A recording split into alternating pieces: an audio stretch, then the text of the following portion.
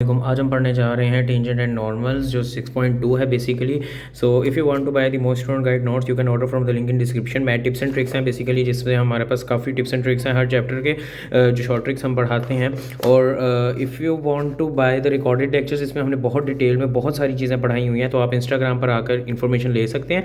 Description में link है, वहाँ से भी प्राइस वगैरह देख सकते हैं। And if you want to join our May session 2025 का, जो कि स्टार्ट हो रहा है मई में NET4 के लिए, आप उसे भी ज्वाइन कर सकते हैं। इसी इंस्टाग्राम पर आकर आप इन्फॉर्मेशन ले सकते हैं।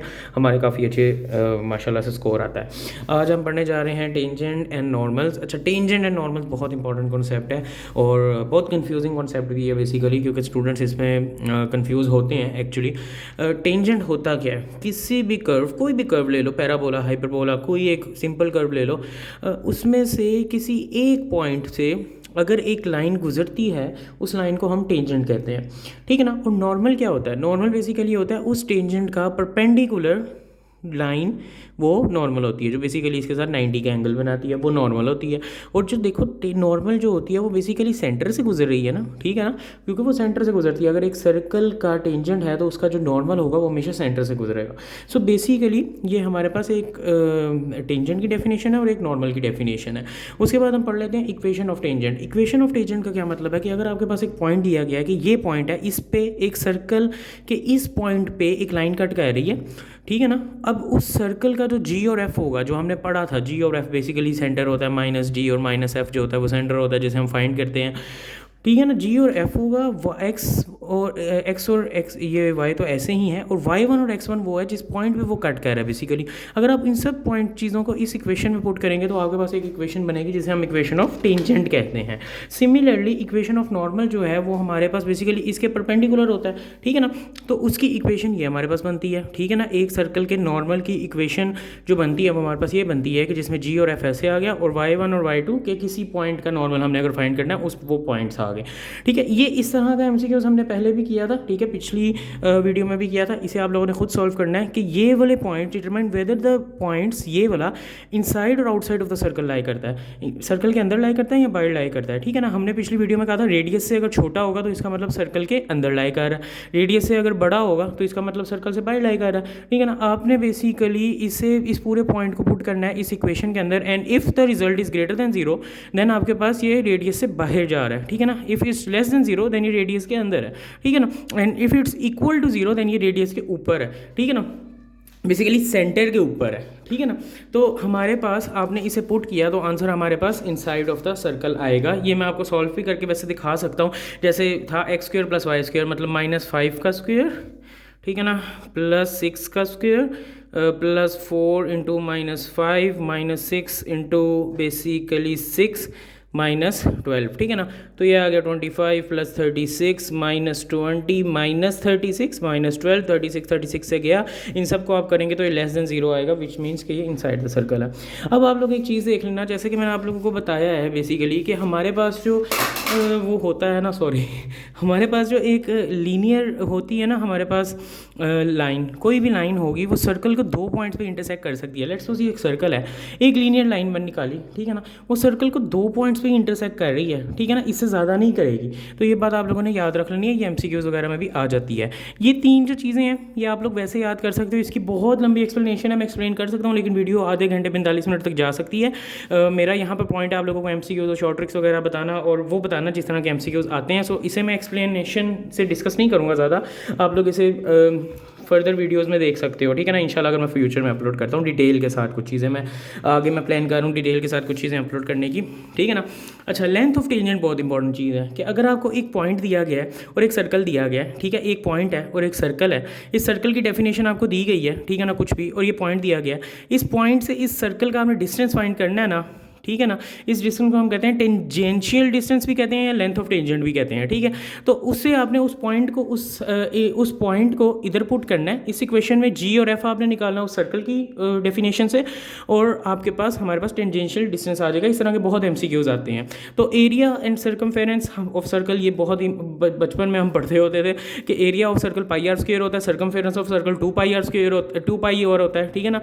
अब हमने अगर सेमी सर्कल का एरिया निकालना है तो वो बेसिकली इसका आधा होगा, ठीक है ना। और सर्कमफेरेंस अगर हमने निकालना है बेसिकली सेमी सर्कल का, वो भी इसका आधा होगा।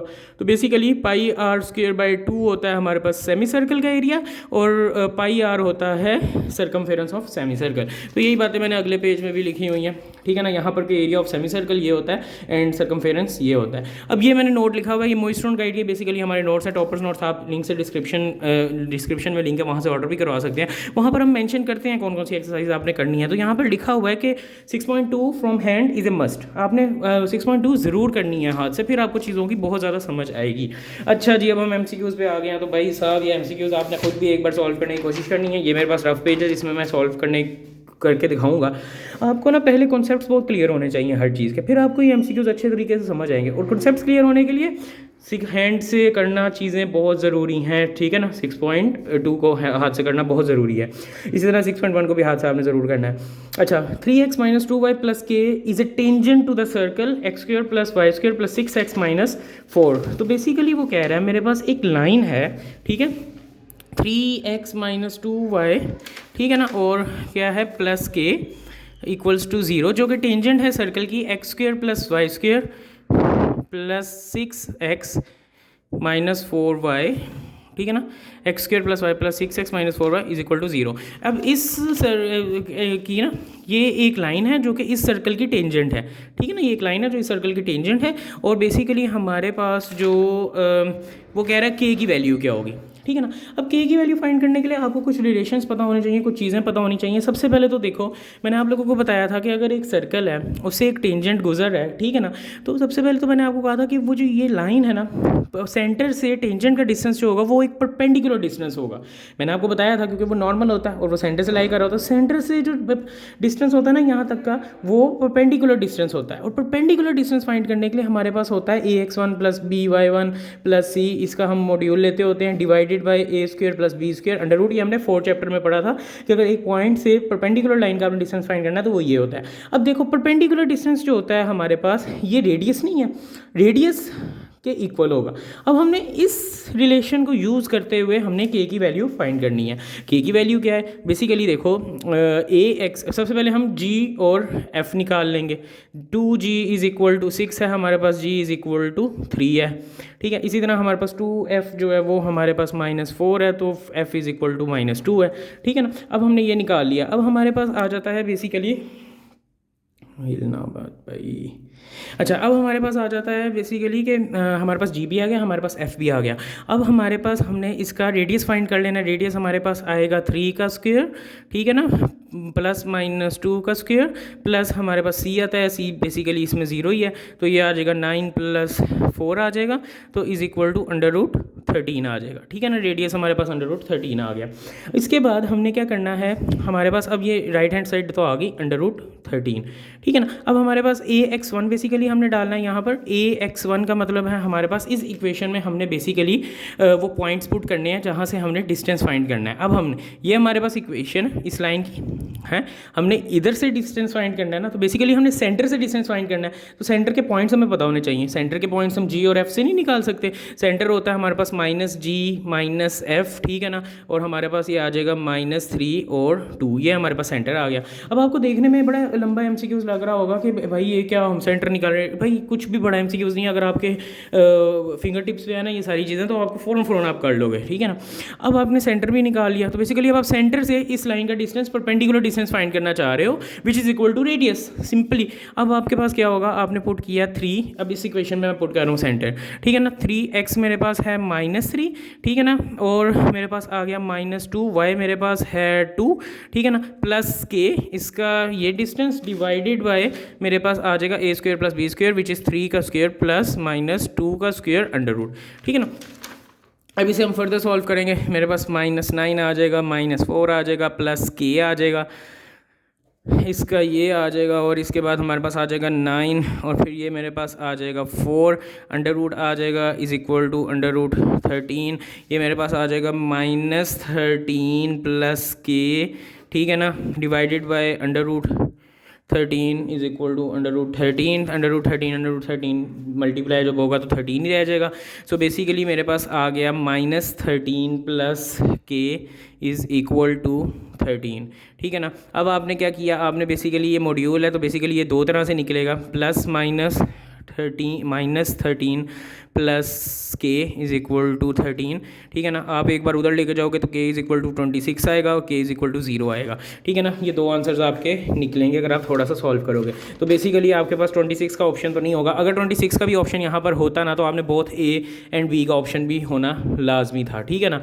तो फिर आपने ये लगाना था, लेकिन अगर 26 नहीं है तो आपने फिर अकेला 0 लगा देना है, ठीक है। How many tangents can be drawn from the point ये टू ये। अब कितने टेंजेंट्स, अच्छा ये देखो, ये इसमें ना बहुत ज़्यादा इंपॉर्टेंट पॉइंट है, real. How many real tangents can be drawn. Tangents तो भाई मल्टीपल ड्रॉन हो सकते हैं एक पॉइंट से, ठीक है ना। एक पॉइंट से वैसे मल्टीपल फिर भी नहीं हो सकते, लेकिन जो हमारे पास रियल टेंजेंट होता है ना वो बेसिकली हो भी सकता है कि नहीं हो सकता है। सबसे पहले तो आपने ये देखना है इस एमसीक्यू में। तो रियल टेंजेंट का क्या मतलब होता है, अगर एक आप पॉइंट है आपके पास, ठीक है ना, एक पॉइंट है, लेट्स सपोज यहाँ पे एक पॉइंट है, उस पॉइंट से आप इस सर्कल तक का निकाल रहे हो, ठीक है, टेंजेंट। अगर वो पॉइंट बाहर लाई करता है ना सर्कल से, मतलब उसका वो रेडियस उसका लेट्स सपोज आर है, और आर ग्रेटर देन ये पॉइंट आता है, मतलब आर ग्रेटर देन ये डिस्टेंस आता है सेंटर C1, इसे हम C1 कह देते हैं। C1 टू P1 अगर R बड़ा आ जाता है ना, बेसिकली R बड़ा है और C1 P1 छोटा है, तो इसका मतलब ये पॉइंट अंदर लाई कर रहा है, और जब अंदर लाई कर रहा होता है तो फिर हमारे पास रियल टेंजेंट नहीं बनते, ठीक है ना। हमारे पास अगर पॉइंट बाहर लाई कर रहा है तभी रियल टेंजेंट ड्रॉ होता है। तो बेसिकली अगर मेरे पास R छोटा है C1 P1 से, C1 P1 का मतलब है सेंटर से लेकर उस पॉइंट तक का डिस्टेंस जहाँ से टेंजेंट ड्रॉ करना है, तो इसका मतलब है कि टेंजेंट बाहर से ड्रॉ होगा, और टेंजेंट बाहर से ड्रॉ होगा तो रियल टेंजेंट होगा, ठीक है। तो इसमें कुछ चीज़ें आपको खुद पता चलेंगी, क्या फाइंड करना है, एक हमने R फाइंड करना है, एक सेंटर फाइंड करना है, ठीक है ना। और फिर हमने देखना है कि इन दोनों का जो डिस्टेंस है वो बेसिकली हमारे पास बड़ा है कि छोटा है। तो सबसे पहले हमारे पास ये इक्वेशंस वगैरह हम दोबारा लिख लेते हैं। -5 6 है हमारे पास पॉइंट, -5 6 पॉइंट है, और हमारे पास इक्वेशन है x का स्क्वायर प्लस y का square 4x - 6y, 4x - 6y - 12 is equal to 0, x का स्क्वायर प्लस y का स्क्वायर प्लस, ठीक है ना। ये हमारे पास इक्वेशन है। अब हमने क्या करना है, इस पॉइंट को इस इक्वेशन में पुट करना है। सबसे पहले हमने g और f निकाल लेना है। 2g is equal to 4g is equal to 2, 2f is equal to -6, f is equal to -3, ठीक है ना। g और f आ गया, सेंटर हमारे पास आया -2 और 3, ठीक है ना। ये हमारे पास आ गया सेंटर, इतना समझ आ गई। इसके बाद हमने r निकाल लेना है। r होता है g का स्क्वायर प्लस -f का स्क्वायर, ठीक है ना, -c which is plus c which is equal to +12, ठीक है ना। तो ये आ गया 4 + 9 + 12, तो ये आ गया 5, ठीक है ना। और रेडियस हमारे पास आ गया 5।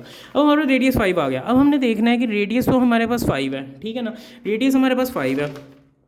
अब हमने देखना है कि हमारे पास बेसिकली वही बात जो मैं आपको बता रहा था कि बेसिकली हमने सेंटर से डिस्टेंस फाइंड करना है उस पॉइंट तक का, ठीक है। रेडियस हमारे पास आ गया। अब हम चेक करना है सेंटर से उस डिस्टेंस तक का पॉइंट, अगर तो वो रेडियस से छोटा है तो इसका मतलब ये है कि हमारे पास बेसिकली वो पॉइंट अंदर लाई कर रहा है और फिर रियल टेंजेंट नहीं बनेगा।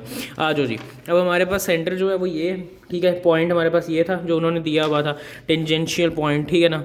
तो हमने किया 2 + 5 का स्क्वायर, ठीक है ना, प्लस बेसिकली 3 - 6 का स्क्वायर अंडर रूट, तो ये आ गया 7 का स्क्वायर प्लस -3 का स्क्वायर 9, ठीक है ना। 7 का स्क्वायर आपके पास होता है 49 + 9। अच्छा, यहाँ पे हमारे पास थोड़ी सी गलती हो गई है, यहाँ पे हमारे पास -2 सेंटर है बेसिकली, तो हमने यहाँ पर लेना है आपके पास -2 + 5 का स्क्वायर विच इज़ 3 का स्क्वायर प्लस 9, तो 9 का स्क्वायर जो 3 का स्क्वायर जो वो हो गया हमारे पास 9 + 9 इज़ इक्वल टू मतलब √18 आ गया। √18 का जो मतलब है हमारे पास वो क्या है, √18 का मतलब है 4 पॉइंट कुछ होगा हमारे पास, लेट्स 4.5 इसका स्क्वायर रूट आ जाएगा। कैलकुलेटर तो अलाउड नहीं होता, लेकिन आपने अंदाजा से करना है, क्योंकि 4 का स्क्वायर जो होता है वो 16 के इक्वल होता है, मतलब 4 से थोड़ा सा ही बड़ा है। 5 का स्क्वायर जो होता है वो 25 के इक्वल होता है, तो मतलब 4 और 5 के दरमियान में 4.5 हम कर लेते हैं, वैसे इतना होगा नहीं, 4.5 कर लेते हैं। इससे हमें पता चला हमारे रेडियस तो 5 था, डिस्टेंस हमारे पास सेंटर से उस पॉइंट का 4.5 आ रहा है। इसका मतलब ये है कि वो तो पॉइंट कहीं अंदर सर्कल के लाइक आ रहा है, जिससे वो कह रहा है कि भाई इसका रियल टेंजेंट कितने बनेंगे, तो रियल टेंजेंट तो कोई भी नहीं बनेंगे क्योंकि वो सर्कल से अंदर लाइक आ रहा है, और इसका आंसर हमारे पास होगा 0। आप लोगों ने फ़ौरन नहीं ये देख के लगा देना कि एक पॉइंट है कितने टेंजेंट ड्रॉ हो सकते हैं, कि भाई एक पॉइंट है उससे तो 2 टेंजेंट ड्रॉ हो सकते हैं, ठीक है, तो हम 2 लगा देते हैं। 2 नहीं कभी भी लगाना, पहले देख लेना रियल टेंजेंट का पूछा है, इमेजिनरी का पूछ रहा है, किसका पूछ रहा है। Length of tangent drawn from 0 5 to the circle, ये लेंथ ऑफ टेंजेंट आपने फाइंड करनी है जो कि यहाँ से यहाँ तक होगी, सिंपल इस पॉइंट को इस इक्वेशन में पुट कर दो which is equal to, basically हमारे पास इक्वेशन पता क्या होती है, x1 का स्क्वायर प्लस y1 का square plus 2gx1 plus 2fy1 plus c, ये हमारे पास डिस्टेंस का फॉर्मूला होता है टेंजेंशियल डिस्टेंस का। लेकिन हमारे पास ये सेंटर सर्कल जो है ये सेंटर जो है इसका ओरिजिन पे है, ठीक है ना। मतलब मेरे पास g भी इक्वल टू 0 है, f भी इक्वल टू 0 है, तो बेसिकली ये दोनों 0 हो गए। रेडियस इसका हमारे पास है 4, तो मैंने क्या किया 0 का स्क्वायर प्लस मेरे पास आ गया 5 का स्क्वायर प्लस जो मेरे पास 4 है, 4 मेरे पास क्या है बेसिकली, तो हमारे पास ये है 16 बेसिकली, ठीक है ना। अच्छा यहाँ पे हम ये इसके अंदर अगर पुट करें, बेसिकली मैंने आपको बताया जी हमारे पास 0 f 0 है, तो हमने x1 पुट किया बेसिकली 0 का स्क्वायर प्लस g1 पुट किया 5 का स्क्वायर, ठीक है ना। 2gx2 fy1 जो है वो 0 हो गया। वैसे ही c जो है हमारे पास अगर हम इसे इधर लेकर आए तो -16 हो जाता है, ठीक है ना। हमने माइनस करना है और बेसिकली हमारे पास ये होगा 16 और ये आ गया अंडर रूट, ठीक है ना। अब हमारे पास आ गया 0 का square plus 25 minus 16 under root and 25 minus 16 under root, 25 minus 16 9, तो ये हमारे पास आंसर आ गया 3, ठीक है ना। तो बेसिकली आप लोगों ने इसे ज़रा देखकर फॉर्मूलाज अगर आप लोगों को समझ आ रहे हैं ना, तो बेसिकली आप लोगों को सारी चीज़ समझ आ जाएगी, ठीक है। The tangential distance from the point, अरे भाई रुक जा, the tangential distance from the point, अच्छा इस सर्कल, ये सर्कल है, ये पॉइंट है, इसे टेंजेंशियल डिस्टेंस फाइंड करना है। वही वाला फॉर्मूला हम यूज़ करेंगे जो मैंने आप लोगों को यहाँ पर सिखाया है, ठीक है ना। आपने सबसे पहले g और f फाइंड कर लेना। g मेरे पास हो जाएगा बेसिकली 2, f जो मेरे पास हो जाएगा 1 हो जाएगा, ठीक है ना। आपने इसमें पुट किया इक्वेशन में, इस वाली में, तो ये हमारे पास आ गया -1 का स्क्वायर प्लस 2 का स्क्वायर प्लस 2, g हमारे पास 2 आ गया, ठीक है ना। एंड x1 है मेरे पास -1 प्लस 2f 2 1 2, ठीक है ना। तो बेसिकली ये मेरे पास जो है ये इससे काट जाएगा एंड देन मेरे पास आ जाएगा 1 प्लस 4 अंडर रूट, तो आंसर आ जाएगा अंडर रूट 5, ठीक है ना। ये आप खुद सॉल्व करके देखना, मुझे पता है गंद बंद फिर रहा है बहुत ज़्यादा, लेकिन आप लोगों को समझ आ गया है। बेसिकली इस इक्वेशन में मैंने पुट किया इन पॉइंट्स को, जी और एफ फाइंड करके, कुछ भी नहीं किया।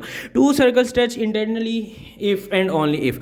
सर्कल्स का इंटरनली टच करने का क्या मतलब होता है कि ये मेरे पास एक सर्कल है एंड देन इसके ही साथ में एक सर्कल बनाता हूँ जो इसके साथ इंटरनली टच करेगा, ठीक है ना। तो ये मेरे पास अगर एक सेंटर है एक सर्कल का, लेट्स सपोज यहाँ पर है और इसका सेंटर यहाँ पर है, तो बेसिकली हमारे पास अगर तो मैं इसका रेडियस लेता हूँ जो, तो बेसिकली देखो अब ये समझने की बात, छोटे सर्कल का रेडियस जो होगा वो यहाँ से यहाँ तक का होगा, ठीक है ना।